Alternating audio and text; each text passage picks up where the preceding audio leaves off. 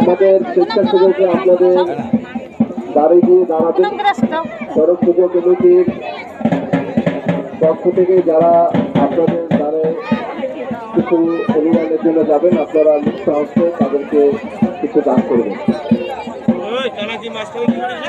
এই ক্ষেত্রে ক্ষেত্রে ছেলেরা আজকে এত বড় সাহসী এই সড়ক পুজোটি আয়োজন করেছে, যাতে আমরা সত্যি সবাই